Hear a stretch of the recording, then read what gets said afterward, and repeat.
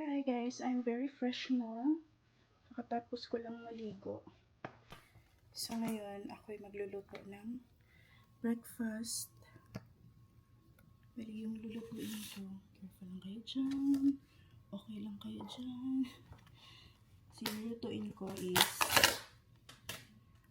yung ating binili na bangus na wala nang mga buto. Tinanggal na. Yan. So lalagyan na natin siya ng breading and then prito na natin. Lagyan ko muna ng asin. Okay.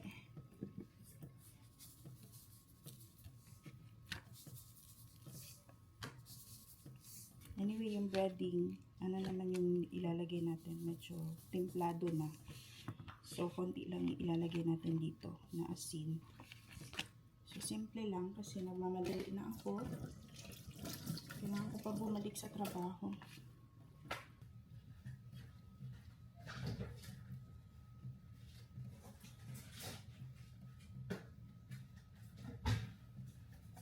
So, ito yung gagamitin natin na breading.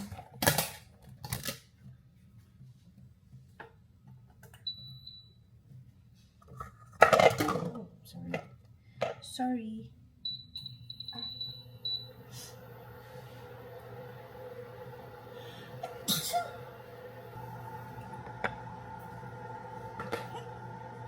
Pumapasok sa ilong.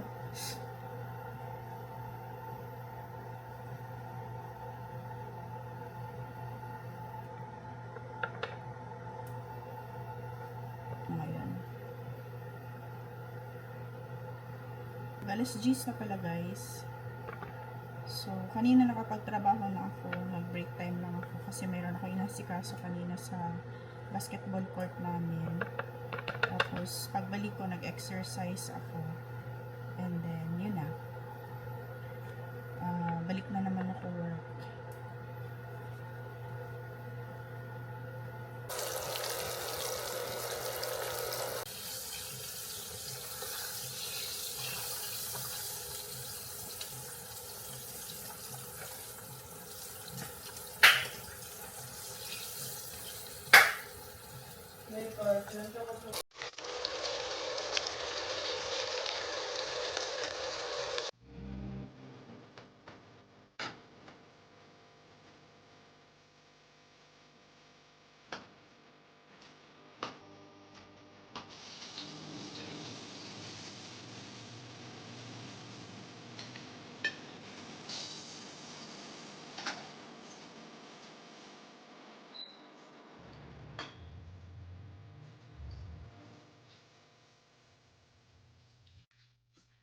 Tapos na ako nag-plancha ng uniform ni Yuri.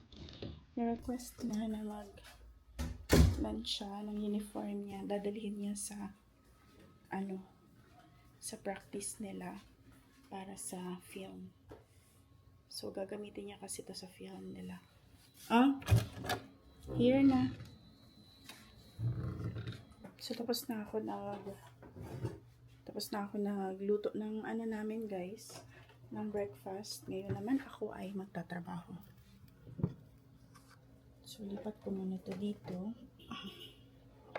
Ito yung ginagamit ko na patungan ng aking laptop. Ito ginagamit ko kasi itong lamesa guys kapag nanonood ako habang nagtatrabaho, tapos nanonood ako ng movie or YouTube. Nagluto ako ng bok choy. Ayan, para meron tayong gulay today. That's it guys! Ulo. Ay, bulad. Ang bulad na aking request. Bulad. Squid na bulad. Magkakamay ako ngayon guys. You want this?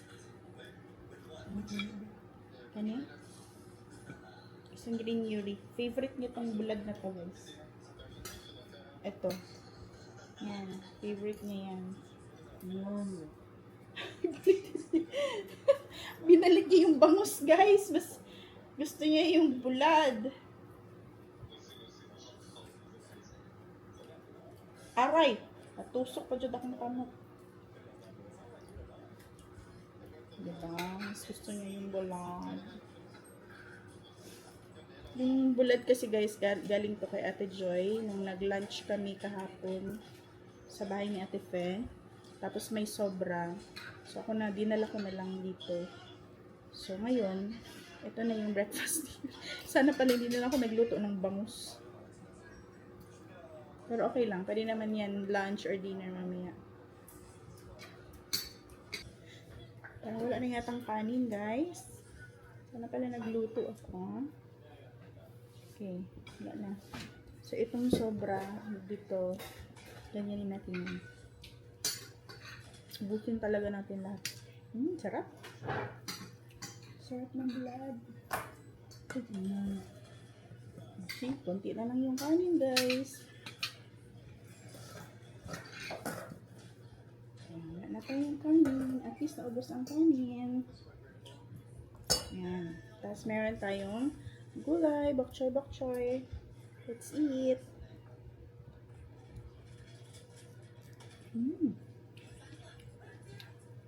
Ito, gusto ko talaga to. Hindi na siya crunchy. Pero kahapon crunchy.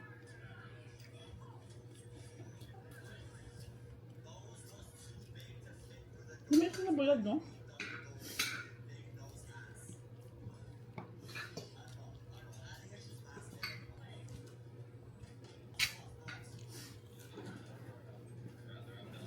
Sarap din ang bangus.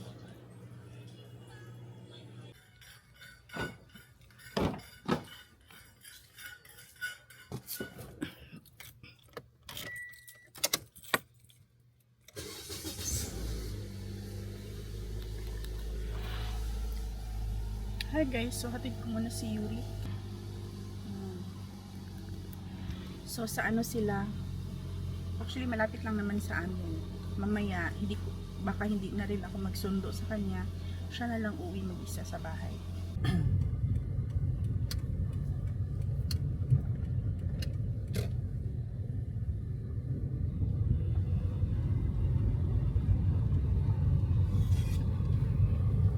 Kalami maging passenger princess. Sandali.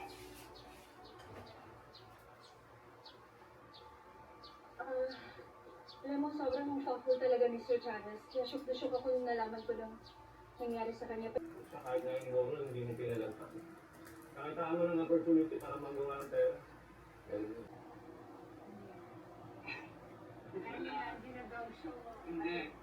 Hindi pa tapos. Hindi pa nga tapos eh.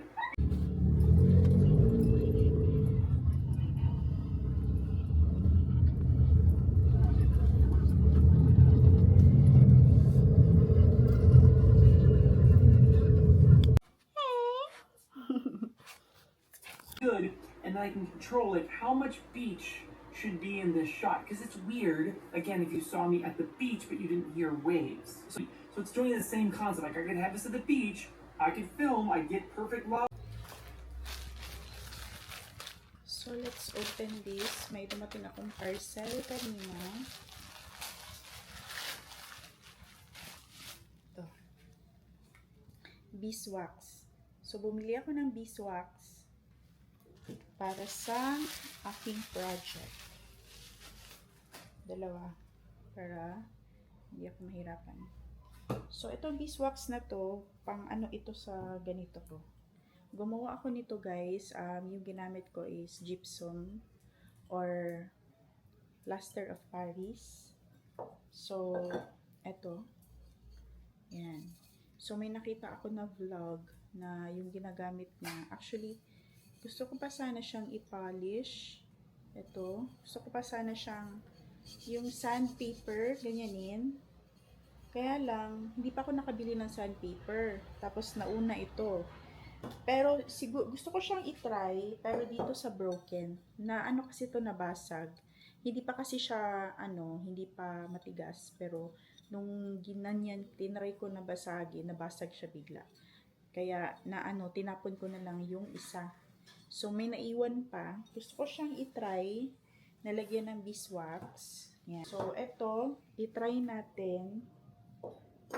May ganito din ako, guys. Yan.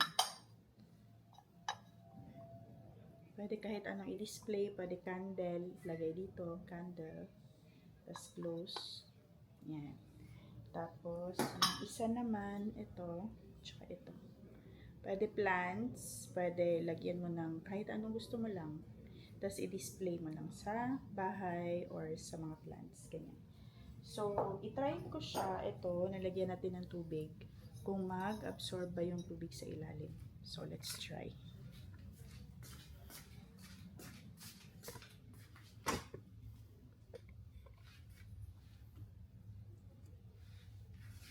Ay, oo. Nag-absorb talaga. Ay!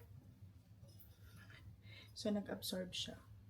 So, i-try natin, lagyan natin siya ng sealer. Kasi kailangan talaga to may sealer.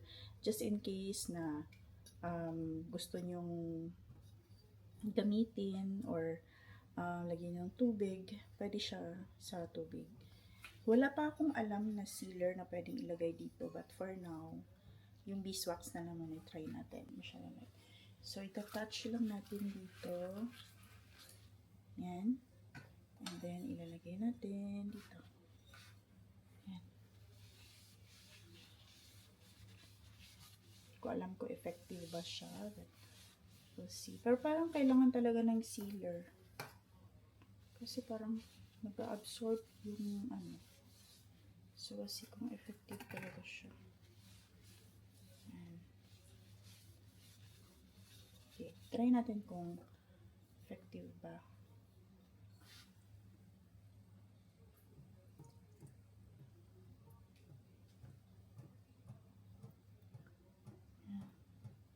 Oh, it's effective. Hindi nag-absorb. Wait lang. Hindi siya nag-absorb, guys. Ay, nag-absorb siya. Yeah, nag-absorb. So, kailangan talaga ng sealer nito. Anyway, experiment pa naman to. Tsaka meron din akong darating na molds, na bagong molds. So, yung sealer na lang yung aking hanapin. Tsaka, yung kulang ko na lang, sealer, sandpaper, sponge. Ito for, ano lang naman to, for polishing lang. Pero hindi talaga siya yung sealer para hindi mag-absorb ng tubig yung ating gypsum na ganito.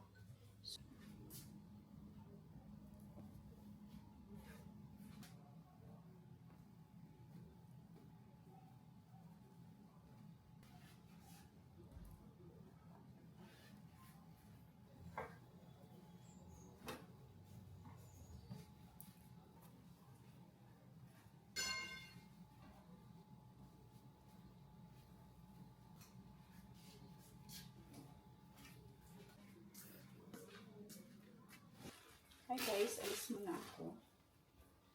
Tumawag si Yuri sa akin just few minutes ago.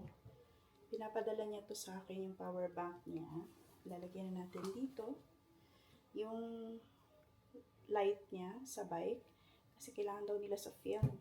So nandoon sila, lumipat sila ng location and kakatawag niya lang talaga. So hatid ko lang muna.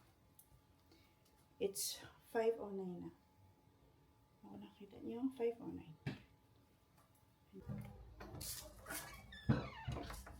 Oh, ganda ng langit.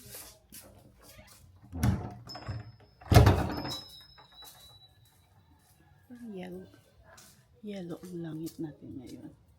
Pero parang uulan din. Okay. Parang medyo gray ang clouds ngayon.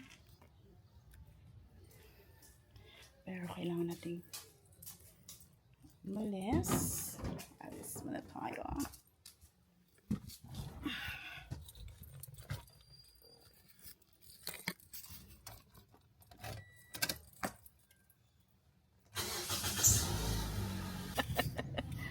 Ano na siya mag-request? Naka-charge ni? Oo, full charge. Oh, diba? Power bank. Para power bank.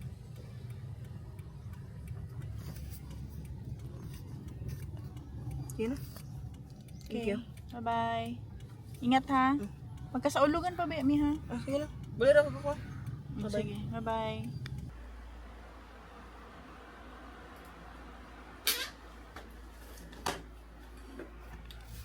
Hi guys, tapos na ako sa aking editing para sa kasaulugan ngayon. So mag-prepare na ako. So kabihis na ako guys. Takpan ko lang.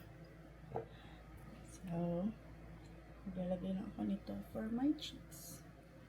Para rosy cheeks. Ayan. Minsan kasi pag minsan guys pag naglalagay ako ng ganito, ng tint, masyado kong napupush yung ano ko. So feeling ko parang nagaano na yung aking mukha na nagkulubot na. Parang matanda na talaga ako guys. Pero ewan ko. I feel like ang tanda-tanda ko na kasi may mga white hair na lumalabas sa aking buhok. Wala na talaga, di na maiwasan. I'm already 42 guys at mag-43 na ako this year. Kaya hindi na talaga maiwasan ang edad, 'di ba? So yung ginagawa ko ngayon guys, yung pagba-vlog ko, ina-enjoy ko lang yung life ko.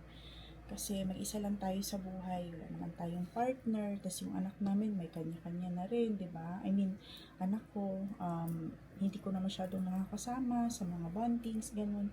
Kasi ayaw niya na, iba na siyang gustong gawin, may mga friends na siya na mas gusto niyang kasama. So iba na talaga yung mga iba na talaga yung gusto niya, hindi na yung mga ang gusto niyang kasama. Pero okay lang naman yun guys. Actually, hindi naman talaga big deal sa akin yun kasi darating naman din talaga yung mga anak natin na medyo mag-iba na yung landas. Landas talaga. Gusto ko sana maglagay nito sa mata. Ito yung nilalagay ko sa mata. Binigay ito sa akin ni Ate Joy. Yan. Catchonorm.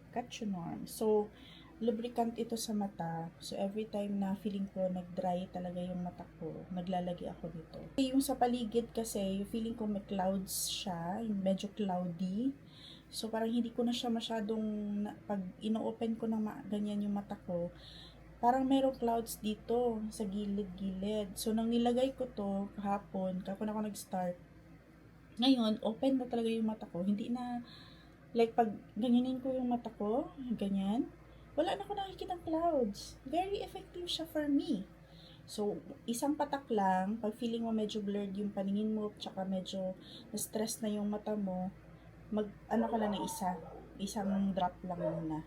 And then, so, ma-relax yung mata mo, eventually, sa isang araw, ubusin mo siya. Yeah, safe daw to, sabi ni Ate Joy.